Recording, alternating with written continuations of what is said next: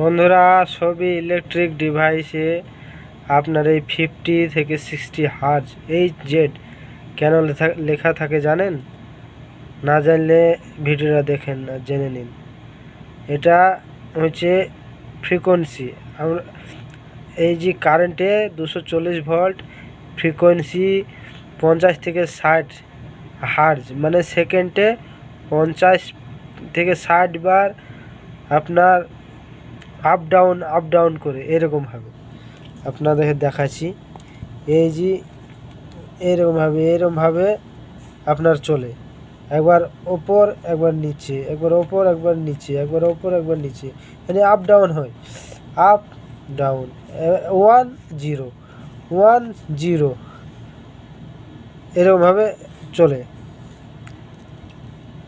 এটা সেকেন্ডে 50 থেকে 60 বার হয়। এটা এর জন্য 50 হার্জ ফ্রিকোয়েন্সি এখানে লেখা আছে। আপনাদেরকে চেক করে দেখাচ্ছি মিটারের সাহায্যে কারেন্টে। এই তো মিটারটা চালু করলাম, তো দেখাচ্ছি। লাইটটা অন করলাম মিটারের, তারপরে আপনার কারেন্টে দিছি।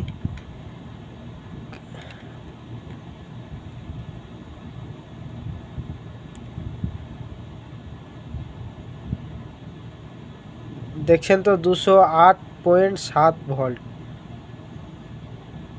আর ফ্রিকোয়েন্সি দেখছেন তো 59 হার্জ, মানে ফ্রিকোয়েন্সি সেকেন্ডে 59 বার আপনার আপ ডাউন করছে। এটাকে বুঝে হার্জ। এটা সবই ডিভাইসে লেখা থাকে। এই 50 হার্জের মধ্যে এগুলা ভালোভাবে চলবে, যদি নিচে হয় ঠিকভাবে চলবে না, এই জন্য লেখা থাকে ডিভাইসে। ভিডিওটা ভালো লাগলে একটু চ্যানেলটা সাবস্ক্রাইব করে দেবে, কমেন্ট করে দেবেন আর শেয়ার করে দেবেন সবাইকে জানার জন্য। ধন্যবাদ ভিডিওটা দেখার জন্য।